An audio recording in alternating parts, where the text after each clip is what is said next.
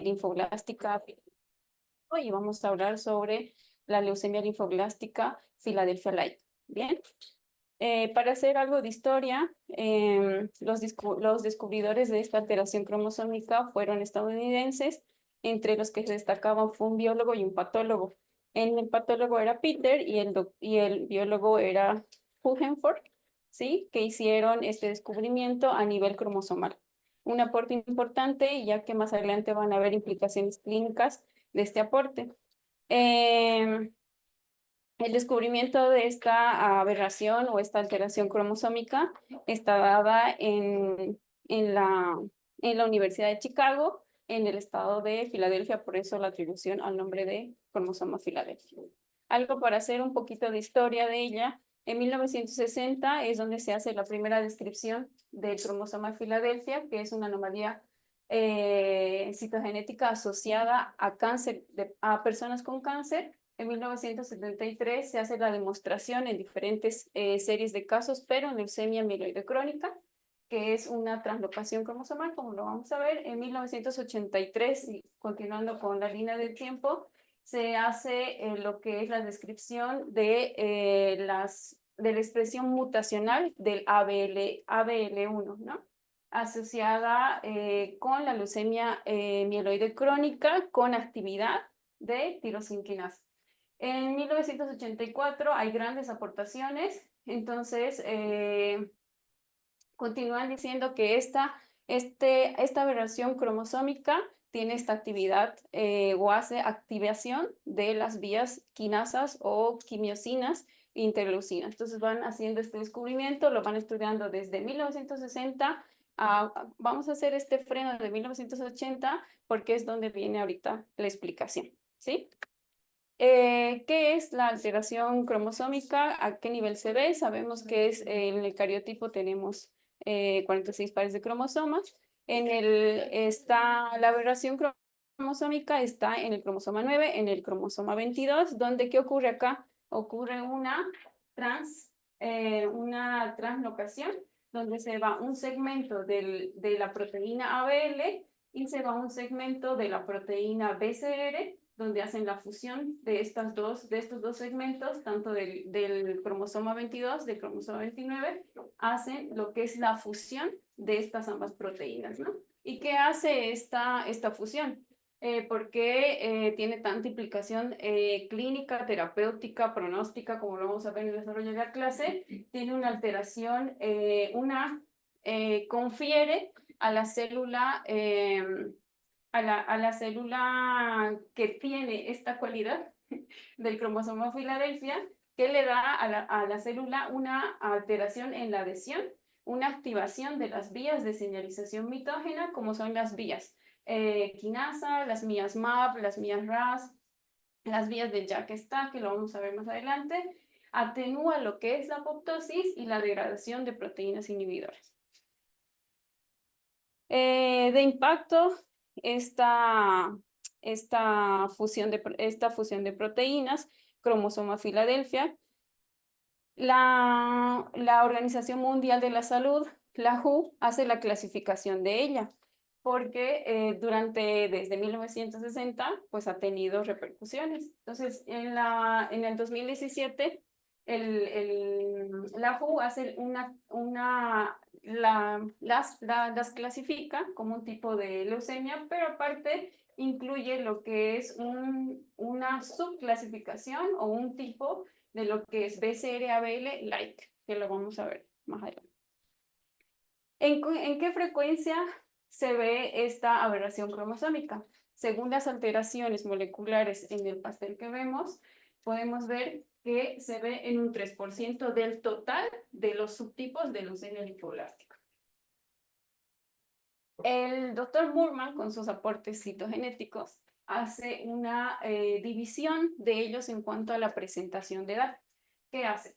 Dice que los niños con alteración del BCR-ABL1 tienen un comportamiento de alto riesgo, ya estamos hablando de un comportamiento de alto riesgo, pero en menor porcentaje en los niños, y no así en los adultos, que también es de alto riesgo, pero en mayor porcentaje.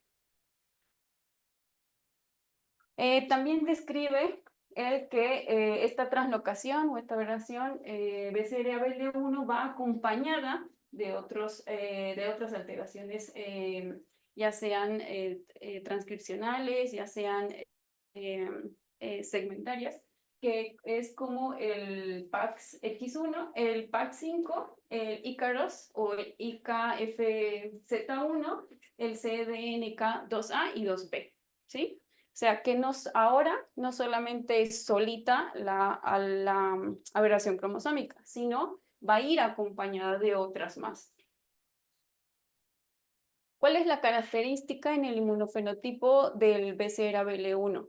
Sabemos que la clona leucémica tiene estadios, como los estadios multipotenciales de la célula hematopoyética. Entonces, la clona leucémica también tiene sus estadios.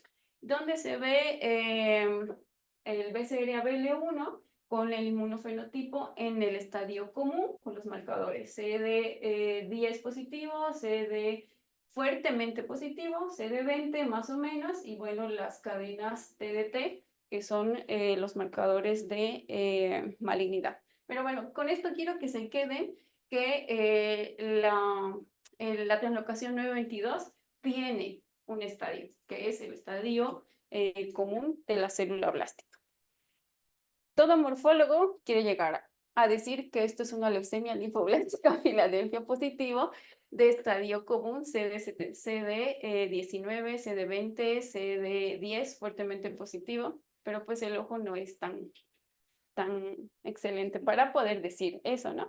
Pero bueno, es una solamente referencia que sabemos que la translocación 922 está fuertemente ligada con el linaje de células B, pero también vamos a ver que está ligada con las células leucémicas del linaje T, aunque prácticamente no hay, pero sí existe. ¿Cuál es la característica y el perfil de la leucemia Filadelfia positivo? Vimos que en las alteraciones, en el pastel, vimos que representaba un 3%, pero en niños, según uno de los estudios del 2022, donde empiezan a hacer reportes de este comportamiento en niños, empiezan a decir que, bueno, esto hay una representación de un 3 a un 5%, se ve más en adultos, son hiperdiploides heterogénicos, tienen un recuento alto de blancos, tienen un compromiso frecuente del sistema nervioso central, confiere un pronóstico hasta este momento desfavorable y la respuesta al tratamiento inicial es lento y tienen una recaída temprana. Hacemos el análisis o el diagnóstico. Sabemos que existe cariotipo, sabemos que existe FISH y sabemos que existe a nivel molecular. El impacto de esto es a nivel molecular porque vamos a ver cómo a nivel molecular las disminuciones logarítmicas van a tener factor pronóstico. Pero bueno, se puede hacer por FISH, por cariotipo, se puede hacer por FISH y también se puede hacer el diagnóstico que tiene mayor sensibilidad, que es el RTP-PCR, que sería cualitativo y cuantitativo al diagnóstico. ¿Cómo se comportaba en la sobrevida general libre de eventos esta translocación? La translocación va en un porcentaje de sobrevida de un 40%. Hay algunas literaturas más antiguas que te dicen que eso en un 15%, ¿no? Pero ahorita vamos a ver cómo esto va a mejorar con lo que viene la evolución de esta característica leucémica. Anteriormente, en los primeros reportes que se hacían de este comportamiento de la leucemia linfoblástica, en los 2000 más o menos, hacen revisiones. Este estudio es una revisión grande de historias clínicas en más o menos más de 10 años de análisis de estas historias clínicas. Se analizaron 322 niños, donde, ¿qué se ve en este reporte? Dice que los factores pronósticos importantes en la leucemia linfoblástica Filadelfia positivo es la edad, donde en los niños menores de 2 años tenían un factor pronóstico de importancia. El recuento de blancos también ay, pues se movió. Bueno, el recuento de blancos, un paciente con recuento de blancos mayor de 50,000 tenía una respuesta a quimioterapia más mala que los pacientes que tenían un recuento de blancos menor a 100.000. Es lo que nos quiere decir. Otra cosa importante aquí que nos quieren informar es que estos pacientes tenían respuesta, buena respuesta o mala respuesta a dos, que era la terapia con glucocorticoides y la terapia intratecal. Entonces, a los que respondían peor, pues tanto en la quimioterapia después del trasplante, les iba de peor pronóstico y las recaídas eran más tempranas. Este estudio nos quiere decir, hay 4 parámetros importantes a tomar en cuenta para poder hacer tu estratificación y poder seguir tu monitorización. La edad, recuento de blancos, respondedores a glucocorticoides y... les quería mostrar esto, pero se movió la tabla, que en el inmunofenotipo, aunque hemos visto que el mayor porcentaje de Filadelfia positivo está en el linaje B, reporta en estos primeros estudios también asociado al linaje T. O sea, como les decía, la leucemia linfoblástica Filadelfia positivo se puede ver de muy rara ocasión en linaje T. También nos muestran cómo recaían sus pacientes, que la mayoría lo hacía a nivel de médula ósea y el porcentaje de recaídas de los 144 pacientes eran 133. O sea, les iba mal. Los grandes estudios en respuesta a estos resultados y en reflejo a estos resultados se unen para poder reflejar sus resultados desde 1981 hasta el 2002, los diferentes consorcios, donde se ve la sobrevida que viene desde un 52% hasta un 0%. O sea, todos una sobrevida, como le habíamos mostrado en la tabla principal, de un 49%. Continuando con la historia y continuando con la línea del tiempo, en 1985 se hace lo que es se hace descripciones a nivel de ARN sobre esta fusión y el comportamiento.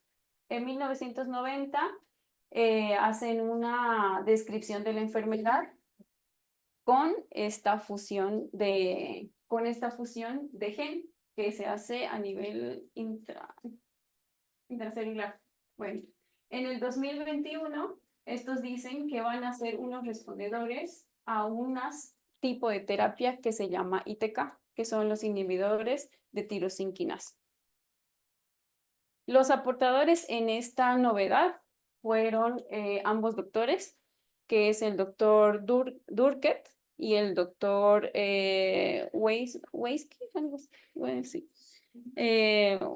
Weiser, son los dos que hacen el descubrimiento de los ITK, pero hacen la terapéutica en base a lo que es a la leucemia mieloide crónica, ¿sí? Donde ven que al finales de los 90 hacen la aplicación en pacientes con leucemia mieloide crónica y ven cómo esta enfermedad va de una baja mortalidad a una alta sobrevida después de la aplicación de los ITK. Entonces, ¿qué hace el inhibidor del ITK? Es lo que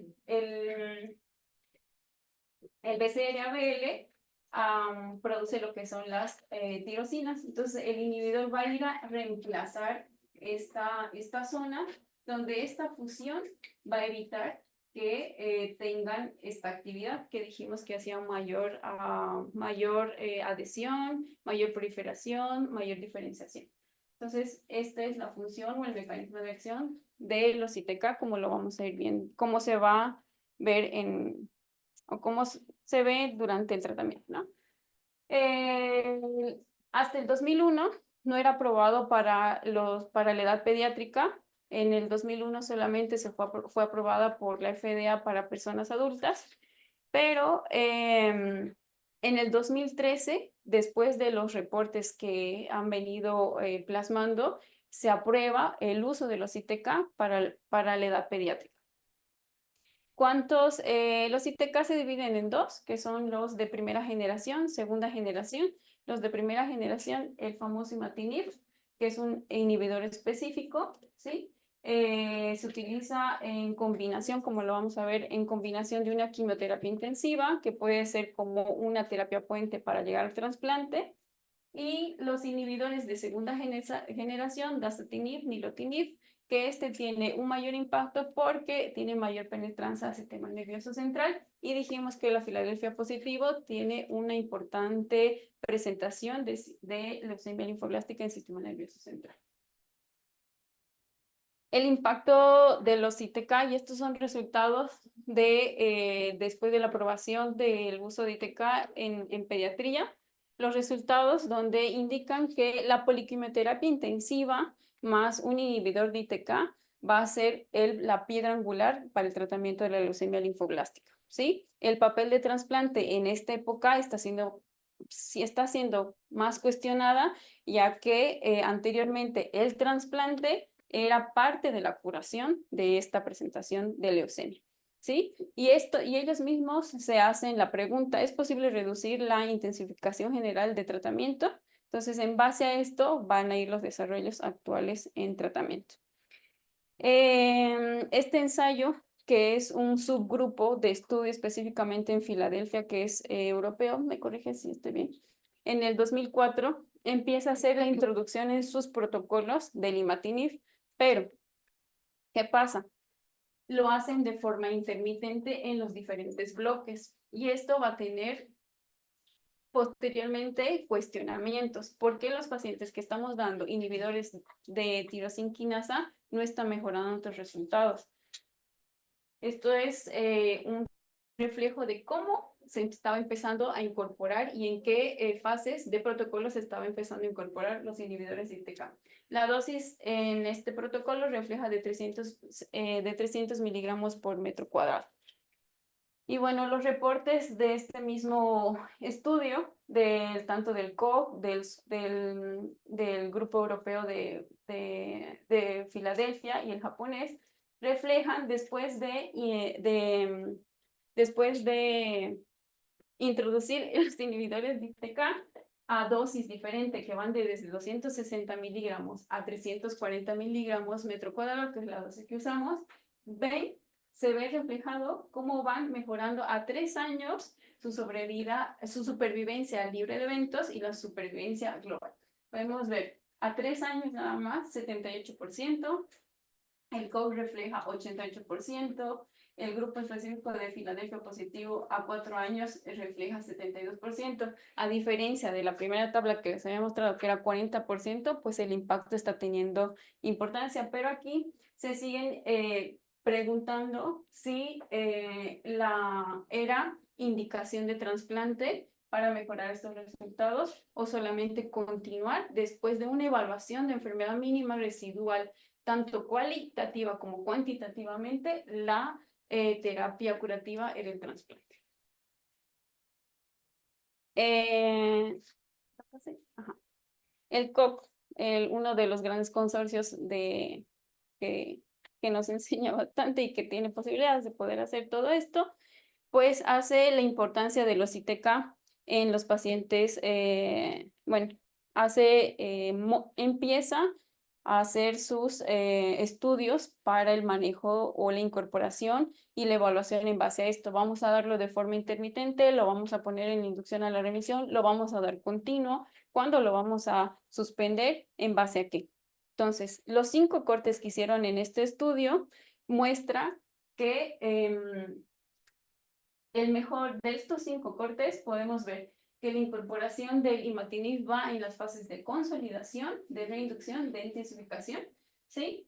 Pero en el corte número 5 hacen una incorporación continua del imatinib, lo que se ve reflejado en estas tablas, donde ven en el corte 4 y 3 que habíamos visto cómo se ponía el imatinib en consolidación, hacia un receso en reinducción, ¿no? Entonces, aquí podemos ver cómo esto impacta en la curación de ellos, donde según la enfermedad mínima residual, estos pacientes, su enfermedad mínima residual en la evaluación es positiva, y los pacientes que mantuvieron de forma continua el imatinib, pues la enfermedad mínima residual fue negativizando como lo vemos acá, ¿sí? Es una impacto y empiezan a decir, no, el imatinib es de forma continua. También el COC dice, tenemos un ITK de segunda generación de mayor penetrancia al sistema nervioso central. Debemos hacer una evaluación. Debemos hacer la evaluación del dasatinib para poder darle mayor impacto de curación a los de Filadelfia positivo. Entonces, ellos en sus dos estudios, tanto el 0031 como el 0622, hacen la comparación del dasatinib con imatinib. Y aquí podemos ver que la significancia estadística, tanto de la supervivencia global como la del libre de eventos, no tiene relevancia ni tiene significancia estadística, ¿sí? Entonces ellos dicen, el dasatinib no tiene relevancia en este momento, vamos a continuar con el imatinib, pero vamos a tener en cuenta que los pacientes que tienen sistema nervioso central al diagnóstico SNS3, pues se puede usar como primera línea el dasatinib, siendo una de primera línea el imatinib, pero hacen estas cuestiones, ¿bien? Es un estudio que en consulta del día de ayer con el doctor, le dije, sí, tiene significancia estadística, entonces dijo, ¿pero por qué? Es un estudio de la parte asiática del país de China, donde hacen recuerden que los japoneses están en competencia como en la guerra mundial con Estados Unidos, entonces hacen igualmente sus aleatorizaciones, randomizaciones y estudios. Entonces, ellos quieren demostrar que el dasatinib es superior al imatinib. Se ven reflejados aquí, pero ¿qué pasó? El dasatinib está puesta a 80 miligramos por metro cuadrado, que es una dosis alta, tóxica, y el imatinib está a una dosis más baja de lo que realmente deberíamos usar. Entonces, aunque veamos acá reflejada una significancia estadística, no reemplaza el dasatinib por el imatinib. Solamente es un reporte antiguo que hace referencia para que no podamos decir que el dasatinib es superior al imatinib en el manejo de primera línea de la leucemia linfoblástica, ¿sí?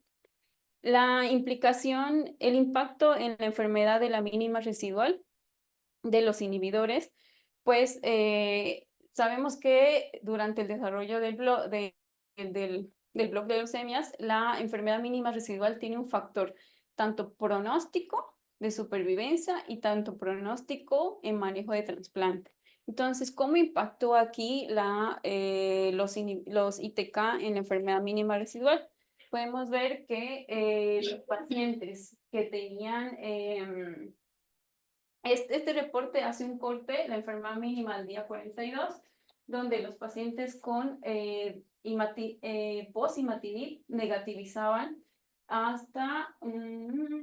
negativizaban los 9 pacientes, ¿no? Y bueno, esto es una tabla de los que no tenían imatinib. Y ¿cuál es el impacto? Que el tratamiento con ITK negativiza de forma temprana la enfermedad mínima residual, ¿sí? Entonces, aquí ellos dicen, si lo estábamos usando el imatinib en periodos de consolidación, acá tenemos que empezar a usar en periodos de inducción, ¿sí? Y ese es el impacto temprano de la enfermedad de mínima residual en el uso del ITK. En los resultados, lo traigo este estudio porque el trasplante de células hematopoyéticas lograba una remisión completa de este tipo de leucemia, ¿bien? Pero aquí ellos dicen, después de uso de imatinib, cómo se comporta o cómo influyen los factores pronósticos en estos niños con Filadelfia positivo. Lo que hacen referencia que es importante, aparte de de la mínima residual cuantitativa, cualitativa. Vieron que los pacientes que iban en reducción de logaritmos del molecular del BCR-ABL1, pues tenían mayor supervivencia, como lo podemos aquí, y mayor remisión en estadios tempranos. Entonces, aquí podemos ver cómo ellos dicen que el tipo de trasplante emparentado y no emparentado no influyó en los resultados para la curación, como antes lo hacía, ya que ellos tenían un tratamiento pues de forma continua. ¿Y hasta cuándo lo iban a usar? Habían pacientes que post-trasplante continuaban con molecular positivo. Entonces, extendían post-trasplante el uso de imatinib. Es lo que refleja este estudio. Pasando ya a lo que es la área de la modernidad, creo que es un subtipo del Filadelfia positivo de amplio espectro. Creo que es un subtipo a donde nos vemos enfrentados y es un subtipo de leucemia que a veces es difícil de tratarlo porque no tenemos una terapia blanco como en esta. Bien, ¿cuál es la característica del Philadelphia like? ¿Sí? Según la literatura que revisé, es un resumen que no existe una definición exacta para decir qué es un Philadelphia like, ¿sí? La primera vez descrita fue en el 2009. Comúnmente, a diferencia de los de Filadelfia positivo, se veía más en pequeños y ella, que es el Philadelphia like, se ve más en adultos jóvenes y en adolescentes, ¿sí? ¿Cuál es el perfil de esta expresión génica? De esta Philadelphia like, no es un rearreglo del BCR-ABL1. Se comporta como tal, pero no es un rearreglo del BCR-ABL1, ¿sí? Tienen sobreexpresión en el 50% del gen CRLF2 y la mitad de los de Filadelfia positivo tienen un reordenamiento también del gen CRLF2. También se pueden hallar translocaciones en el IgE-POR. Estas translocaciones afectan lo que son las tirosinquinasas y se han visto o ya lo sabemos, que se acompañan con delecciones del Ícaros y del CDK N2A y 2B. Estas poseen un mal pronóstico y el COC en el ensayo 0232 reporta una supervivencia libre de eventos del 62%. Lo que estábamos curando con ITK, que llegamos a un 80%, pues aquí estos Philadelphia-like tienen una supervivencia del 62%. Dentro del porcentaje aquí vemos, igual que en Philadelphia-like, la distribución en cuanto a porcentaje del Philadelphia-like. Existen subtipos del Philadelphia Light, ¿bien? Pero hay una connotancia que vamos a tomar en cuenta, que este tiene mayor porcentaje de presentación en los niños con leucemia linfoblástica. Si vimos que el Philadelphia tenía 3%, el Philadelphia Light tiene 5 a 8%, o sea, más.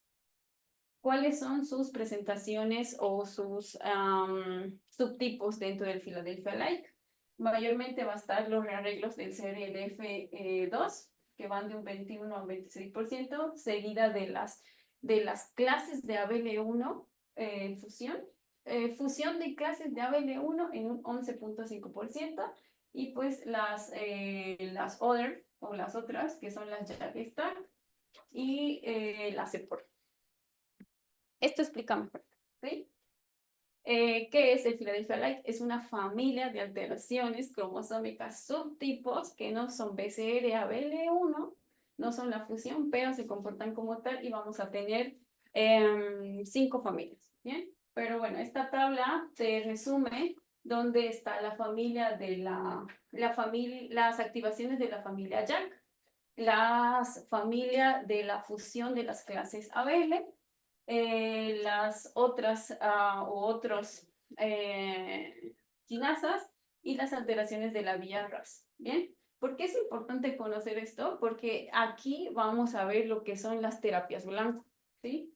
En las de vía de alteración va a haber un rearreglo, como dijimos, en el CRLF2. en la proteína que es el EPOR, ¿sí? Y después esta es importante porque esta familia de fusión clase ABL1 es la que te va a responder a los ITK, ¿bien? Y bueno, dentro de esta existen los 4 subtipos, las vías que son menos frecuentes como la mutación IDH-FLT3 que también nos puede responder a amidas taurinas y las vías de la RAS, ¿bien? Sí. ¿Cómo hacemos el diagnóstico? Dijimos que en la Filadelfia era cariotipo, FISH, citogenética, cariotipo molecular y RTP-PCR. Pues aquí tenemos también FISH. ¿Cómo lo vamos a dirigir el diagnóstico? Un paciente con un perfil de recuentos altos, un niño de 5 años, enfermedad mínima residual positiva al día 15, enfermedad mínima residual positiva al día 29, positiva al día 84, que no nos está respondiendo a un ITK, pues tenemos que hacer una dirección para buscar estos subtipos de Philadelphia Light, ¿sí? En caso de que tengamos un Philadelphia Light, en caso frente positivo, pues hacemos lo que es el descarte del BCR-ABL1 y también hacemos por la citometría, hacemos la evaluación de la sobreexpresión del CRLF2, ¿bien? Y también mediante el RT-PCR, pues las alteraciones de fusión de ABL1 y la JAK. No, y también dentro de estas, el RT-PCR. Pero, ¿por qué les traigo esto? Porque a veces por el tratamiento y tal vez porque no hacemos un conocimiento aplicado de decir, no está respondiendo. Entonces, debe haber una mutación, como bien dijimos, las alteraciones del JAK no van a responder a los ITK, ¿sí? Y eso es en cuanto a la tabla. Doctor, si quiere aportar, por favor. Bueno, en el 2020 hacen una evaluación. Dicen, bueno, hay un subtipo de Philadelphia Light que nos está respondiendo ITK. Y ellos hacen, bueno, aquí reúnen 14 subgrupos a nivel europeo, norteamericano, asiático, donde sus pacientes pues tenían una respuesta tarde a prednisona, una enfermedad mínima residual positiva de inducción. Ese era el comportamiento de estos 3 subgrupos de este estudio, ¿no? Entonces, ellos dicen, aquí hay un subtipo del Filadelfia que nos está comportándose de forma diferente y nos está yendo mal. Entonces, en estos subtipos, ellos encuentran de la fusión de clase ABL1, ABL2, CSF1R y el PDGRF, donde hacen la referencia o hacen un Kaplan-Meier cómo se estaba comportando. Dicen que los de peor respuesta eran los de el CSFR1 y el PDGFRB, ¿sí? Aquí podemos ver cómo estas subdivisiones dentro de la subdivisión del Philadelphia Light, el comportamiento en supervivencia global, pues es malo. Este estudio solamente es de este tipo, de esta familia dentro del Philadelphia Light, ¿bien? Que es uno de los más estudiados hasta el momento porque es el que tiene el tratamiento de ITK. En cuanto a la incidencia de recaídas, la mayoría va a tener una recaída y a los que más mal les va a ir son a los de la fusión CSFR1 y a los de la fusión PDGFR, FRB, ¿sí? Bueno, ellos dicen tenemos que hacer una terapia dirigida donde al tener las ya definidas o ya conocidas los subtipos de estas 4 familias de Philadelphia Like. Dicen, pues vamos a tener tenemos inhibidores de tirosinquinasa y vamos a hacen una subclasificación para poder una terapia dirigida.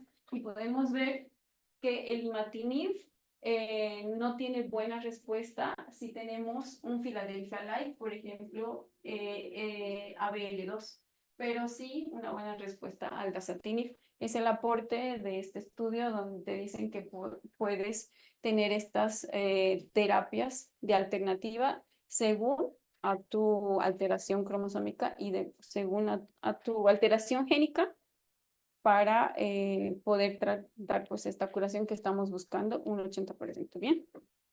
Y aquí hace un esquema que me lo traje de una exposición del doctor, donde pone en un pastel los subtipos de Filadelfia y donde podemos usar en el subtipo de mayor estudio, los ABL, el imatinib, dasatinib, ponatinib, nilotinib, y en las alteraciones de la familia del JAK y los inhibidores de JAK-Nextol, de los inhibidores de JAK, que son ¿se acuerdan un inhibidor del JAK? Ruxolitinib. Y bueno, esto es cómo se está yendo la terapia dirigida a este tipo de subtipos de Filadelfia. Entonces, para ya terminar, ¿sí? Un estudio recientemente, del 2023, donde dice cómo va a ser la remisión completa, ¿no? Remisión completa 1, remisión completa 2, donde Philadelphia Like, ya vimos los perfiles génicos, no hay una remisión, pues automáticamente el tratamiento es trasplante, a diferencia del Philadelphia, que el trasplante ha sido reemplazado. Entonces, en los Philadelphia Like todavía tenemos que hacer curación con trasplante. Sí, la enfermedad, hay una remisión completa, pero hay una enfermedad mínima, una positiva, pues tenemos que hacer el uso de inmunoterapias, ¿sí? Y también el continuar con los protocolos de alto riesgo y hacer inmunoterapias, llegar a Carticel y incluir también en este tipo de pacientes el trasplante, que sería como una segunda línea de diferencia si hay una respuesta que hay trasplantes de primera línea. Sí. Bueno, este tipo de leucemias tiene mejoras en respuesta al tratamiento, especialmente a la terapia blanco, como lo hemos visto. Se ha demostrado que puede haber la curación sin indicación del trasplante. Los ITK deben ser usados en la fase de inducción y la terapia blanco, las terapias actuales o los estudios actuales tienen que ir dirigidas al comportamiento de Philadelphia Like. Bueno, muchas gracias. Creo que lo di a tiempo. Sí. Okay.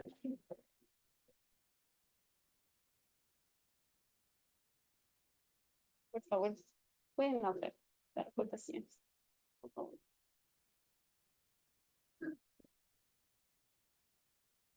Preguntas, comentarios que tengan sobre el tema, sobre la presentación, algo que quieran aportar, dudas que tengan. Sobre el tiempo después de que se logra la remisión, o sea, como cuánto tiempo es lo que vamos a seguir dejando el manejo con los inhibidores de tirosinquinasa. Bueno, es muy una pregunta porque se supone que se les sigue todavía, una vez que se logra la remisión, se sigue vigilando después de, no recuerdo si hasta los 6 meses o 12, pero no me queda como claro hasta dónde seguimos dando el tratamiento.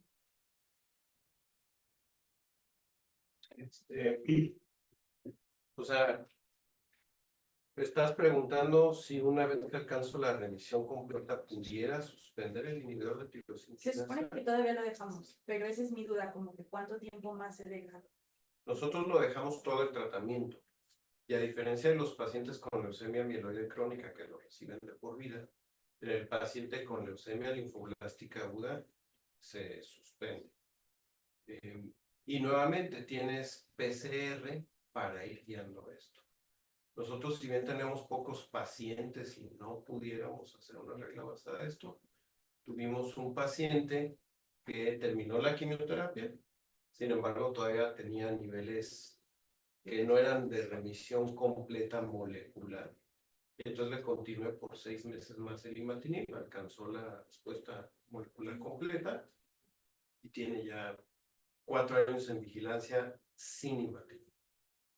¿Okay? Pero nosotros usamos imatinib desde que nos enteramos que el paciente tiene cromosoma Filadelfia hasta que acaba el tratamiento. Solamente se suspende cuando hay neutropenias que no se recuperan con nuestro flujograma de neutropenia. ¿No? Sabemos que el imatinib también da efectos secundarios. Ese sería mi O concepto. sea, solamente en el caso de que no se logre, en el caso de que se concluya el tratamiento, pero todavía sigamos con niveles detectables. Yo lo continuaría, pero solo ha sido un caso y los niveles de todos modos de enfermedad eran muy bajos, pero nadie se va a sentir cómodo Sí, claro. suspendiéndolo teniendo un resultado positivo que luego se te pueda reactivar, ¿no? Ahí lo pueden buscar en el Word, es Rosas Leiva Matías Rafael.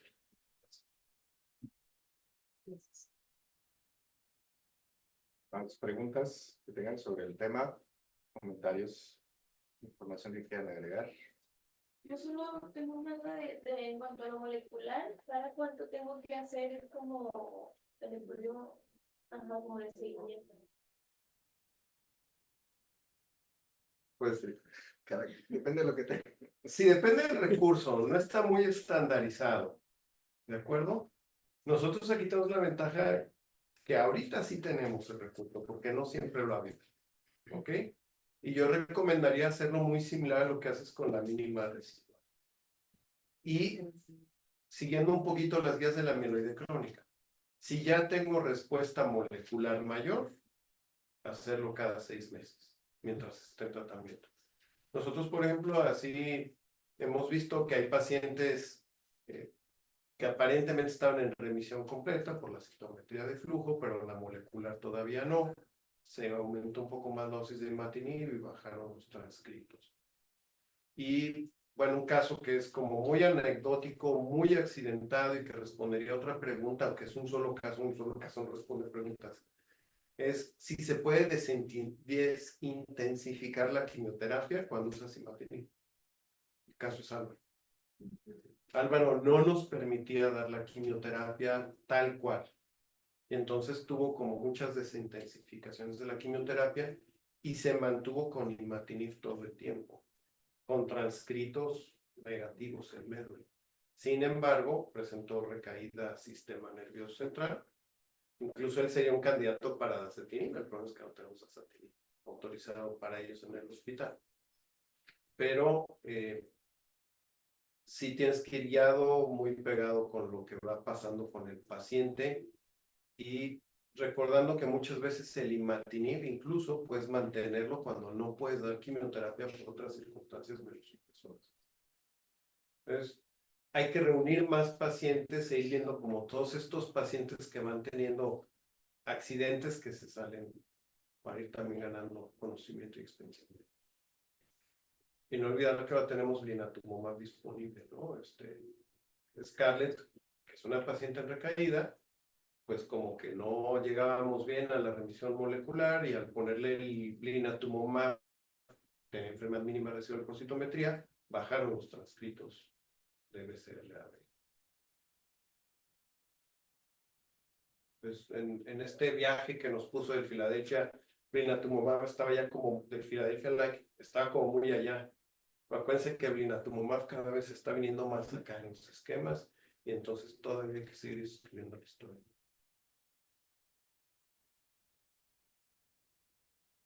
¿Más preguntas que tengan? ¿Ya pueden salir al mundo a tratar Filadelfia?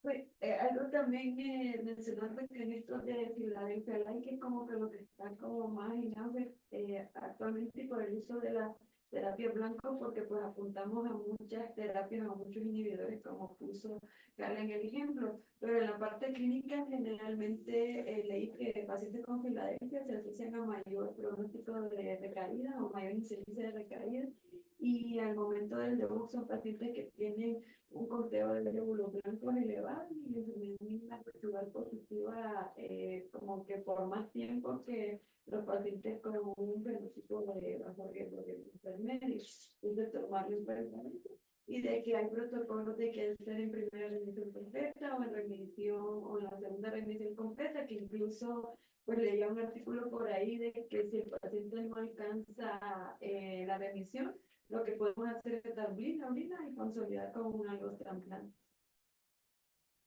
Bueno, efectivamente Carla comentó eso, ¿no? Sí. Muchas veces no vas a tener el estudio inicial para saber que es un Philadelphia-like. Y en un paciente que no te responde, tendrías que sospechar que una posibilidad es Philadelphia-like.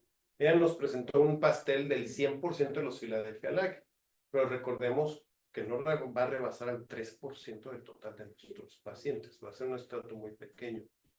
Y si recuerdan el pastel blanco que nos puso acá de los tratamientos, la mayor porción de los pacientes respondían inhibidores de tirosinquinasa. Entonces, quizás va a ser el fármaco que van a tener con mayor disponibilidad. Entonces, un paciente, si tienen oportunidad de hacerle el examen para buscar Philadelphia-like, que bueno, pero también como tú dices, pues dentro de tus posibilidades, un paciente prevé que no responde, pues blinatumomab te puede llevar al paciente a la remisión completa, pero sería deseable tener el estudio molecular porque si tiene Philadelphia-like, se va a beneficiar del uso conjunto de alguno de los inhibidores.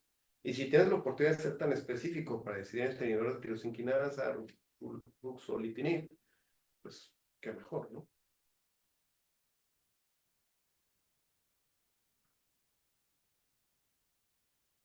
Pero sí, Blina, de repente va a venir a ser como un amplio espectro para consolidar a las breves que no respondan.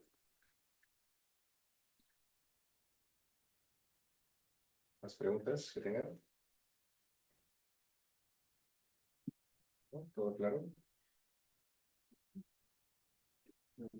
Pues a ustedes les va a tocar todo esto, ¿no? Seguramente a ustedes les va a tocar todavía muchas más alteraciones citogenéticas que ahorita realmente no estamos siendo capaces de detectar. Al final de cuentas, esta es la evolución que pasa en nuestra bonita especialidad, que va descubriéndose más cosas, que muchas de estas cosas nos explican evoluciones torpidas de pacientes que tristemente perdimos en el pasado, que no les pudimos ayudar de la mejor manera y que al paso como encuentra esto que le explica a uno qué está pasando. Entonces, por eso es importante que ustedes lo vayan revisando, aun y cuando solamente ahorita sea parte de la rutina de este hospital y que no sabemos si los vayan a tener donde estén.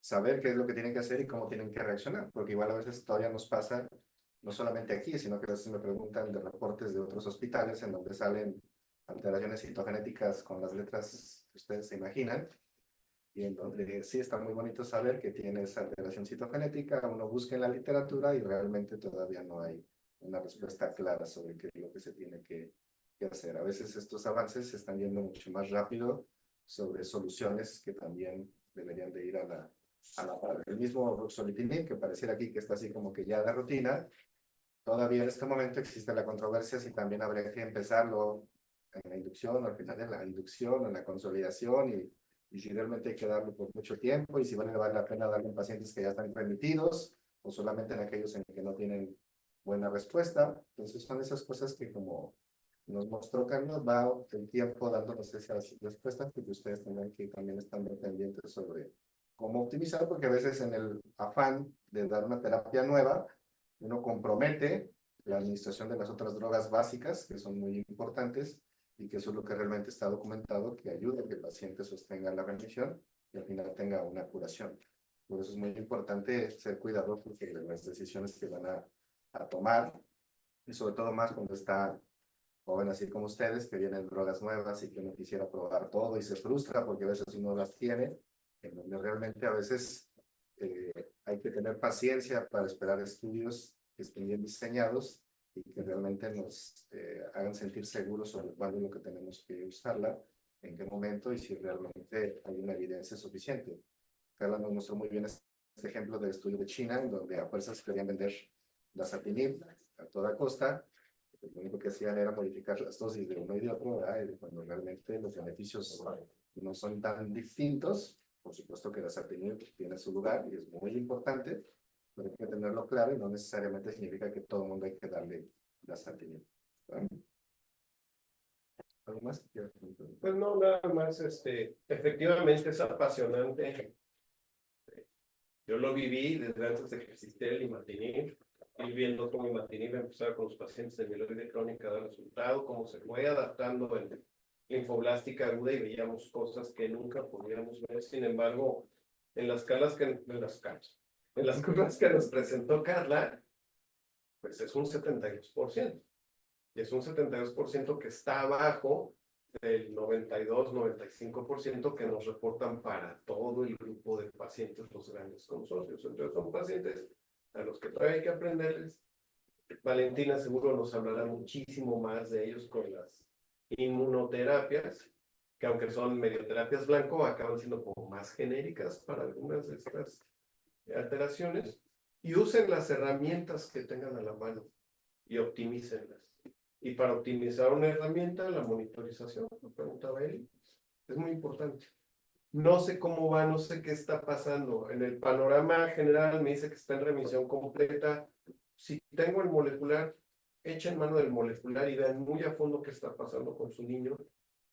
Quizás algo de lo que vendrá con los pacientes de Filadelfia es cómo intensificar la terapia al sistema nervioso central, porque efectivamente siguen recayendo ahí. A lo mejor no con dasatinib. Notamos ahorita el problema de diarrea con Scarlett. Son pacientes que también luego hacen derrames permanentes recidivantes. Entonces, balance entre toxicidad y quizás otras armas de quimioterapia que podemos como dejando estacionadas, pues incrementar la terapia dirigida al sistema nervioso central sin usar radioterapia para quitarles esa recaída a estos pacientes. Entonces, la evolución no se ha acabado en la historia aquí. ¿Ok? Para el jueves, ¿tenemos sí doble clase o no? Sí. Nos vamos a ver a las 8, nos vamos a ver a la 1. Sí. Okay. Pues bueno, pues que tengan feliz martes.